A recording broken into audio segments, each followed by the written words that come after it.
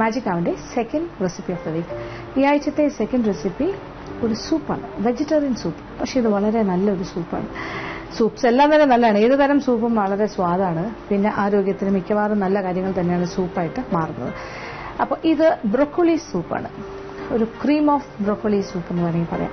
വളരെ ക്രീമി ആയിട്ട്. അപ്പോൾ ബ്രൊക്കോളി എന്ന് പറഞ്ഞാൽ എന്താണ്? ബ്രൊക്കോളി എന്ന് പറഞ്ഞാൽ കണ്ടാൽ പെട്ടെന്ന് കണ്ടാൽ ഒരു കോളിഫ്ലവർ പച്ച നിറത്തിലായാൽ എങ്ങനെ ഇരിക്കും, അതുപോലെ ഇരിക്കും.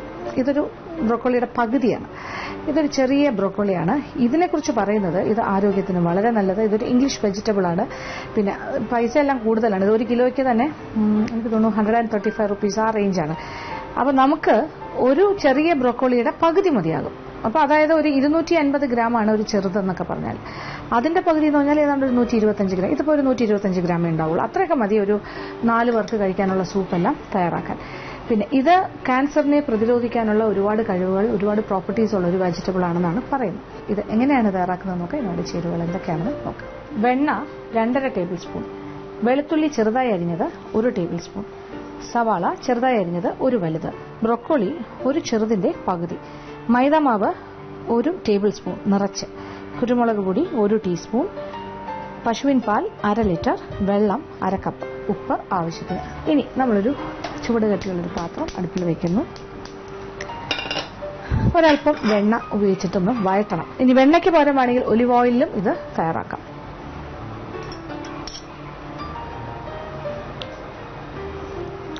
അപ്പൊ ആദ്യമേ തന്നെ നമ്മൾ ചെറുതായി അരിഞ്ഞ് വെച്ചിരിക്കുന്ന, ഒരുപാട് ചെറുതാവണമെന്നില്ല, എന്നാലും ചോപ്പ് ചെയ്ത് വെച്ചിരിക്കുന്ന വെളുത്തുള്ളി 1 ടേബിൾ സ്പൂൺ ചേർക്കാം. 1 ടേബിൾ സ്പൂൺ വെളുത്തുള്ളി. അപ്പോൾ വെളുത്തുള്ളിയുടെ ഒരു ഫ്ലേവർ, നല്ല മണം, അത് ആരോഗ്യത്തിന് വെളുത്തുള്ളി വളരെ നല്ലൊരു കാര്യമാണ്. അത് വെണ്ണയിൽ വെളുത്തുള്ളി വഴറ്റിയെടുത്താൽ അതിന്റെ സ്വാദൊന്ന് വേറെ തന്നെയാണ്. സ്വാദ് മാത്രമല്ല, മണവും. ആദ്യത്തെ വഴറ്റൽ. അപ്പം വെളുത്തുള്ളി ഇങ്ങനെ ചെറുതായി വാടി തുടങ്ങുമ്പോൾ നമ്മൾ സവാളയും ചേർക്കും. 1 സവാള, അത് കഷ്ണങ്ങളായി മുറിച്ച് വയ്ക്കും. അപ്പം നമ്മളുടെ ഗാർലിക്, വെളുത്തുള്ളി വാടി തുടങ്ങി. ഇനി സവാള, മണം വന്നു തുടങ്ങി, വെണ്ണയിൽ കിടന്ന് മുക്കുന്ന മണം. ഇനി സവാള, അതും ഒന്ന് ചെറുതായി വാടി തുടങ്ങുമ്പോൾ ബ്രൊക്കോളി അരിഞ്ഞു വെച്ചിരിക്കുന്നതും അതിനകത്തേക്ക് ഇടാം. ഇതൊരു 125 ഗ്രാമോളം ബ്രൊക്കോളി നമ്മളിങ്ങനെ പൂ പോലെ ഇരിക്കുന്നല്ല, അതിന്റെ പീസസ് ആണ്. ഒരുപാട് കട്ടിയിലല്ല, കനം കുറച്ച് സ്ലൈസസ് ആയിട്ടാണ് ഞാനിത് മുറിച്ചിരിക്കുന്നത്. ഒന്ന് വാടിക്കോട്ടെ എല്ലാം കൂടി ചേർന്ന്.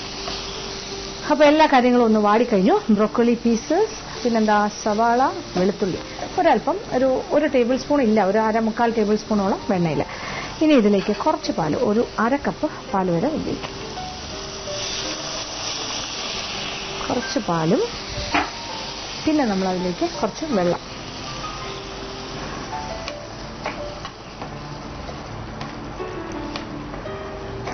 ഒരു 1/4 കപ്പോളം വെള്ളം.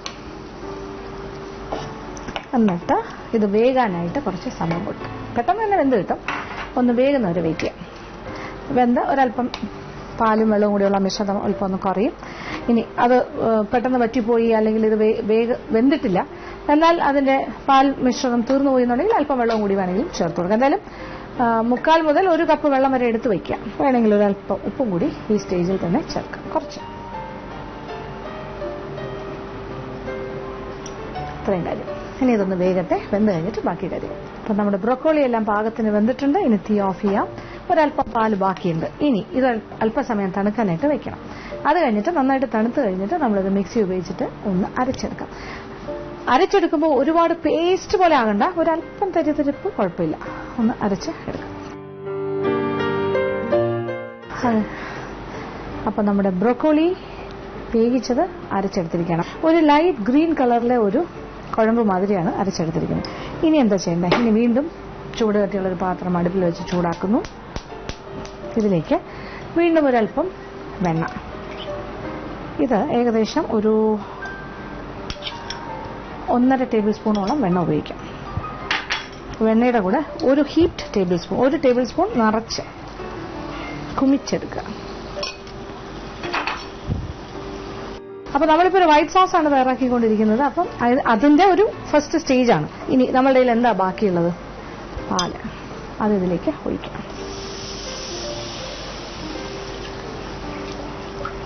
എന്നിട്ട് ഇതിനോടൊപ്പം തന്നെ കുറച്ച് കുരുമുളക് പൊടി, 1 ടീസ്പൂണോളം ക്രഷ്ഡ് പെപ്പർ. എരിവെല്ലാം ഓരോരുത്തരുടെ ഇഷ്ടത്തിനനുസരിച്ചാണ്, എന്നാലും ഞാൻ ഏകദേശം ഇടുകയാണ്. ഇനി നമ്മൾ അരച്ച് വെച്ചു. അപ്പോൾ ഇത് വൈറ്റ് സോസ് ആയി കഴിഞ്ഞിട്ടില്ല, കാര്യം വൈറ്റ് സോസിന്റെ അത്രയും തിക്കായിട്ടുള്ള അത്രയ്ക്ക് മൈദ നമ്മൾ ചേർത്തിട്ടില്ല, 1 ടേബിൾ സ്പൂൺ അല്ലേ ചേർത്തുള്ളൂ. ഇനി ഈ അരച്ച് വെച്ചിരിക്കുന്ന ബ്രൊക്കോളി മിശ്രിതം എല്ലാം കൂടി ഒന്നിച്ചാക്കും. അത് വേവിച്ചെടുത്ത ആ പാലും വെള്ളവും കൂടിയുള്ള മിശ്രിതത്തിൽ തന്നെയാണ്, അതിന്റെ ബാക്കി വന്നല്ലോ കുറച്ച്, അത് വെച്ചിട്ട് തന്നെയാണ് നമ്മൾ അരച്ചെടുത്തത്. ഇനി ഇതെല്ലാം കൂടി കിടന്നൊന്ന് തിളയ്ക്കണം. തിള വന്നു കഴിയുമ്പോൾ കുറുകും.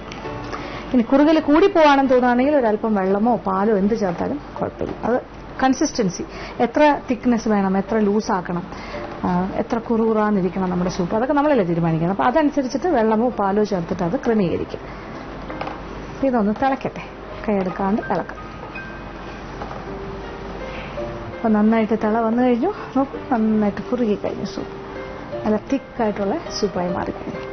ഇനി തീ ഓഫ് ചെയ്യാം. ഒരു 5 മിനിറ്റ് ഇങ്ങനെ തിള വന്നിട്ട് നമ്മളിങ്ങനെ ഇളക്കിക്കൊണ്ടിരിക്കുന്നു. ഇനി അതെന്താ ചെയ്യേണ്ടത്, സൂപ്പ് ബൗളിലേക്ക് മാറ്റാം.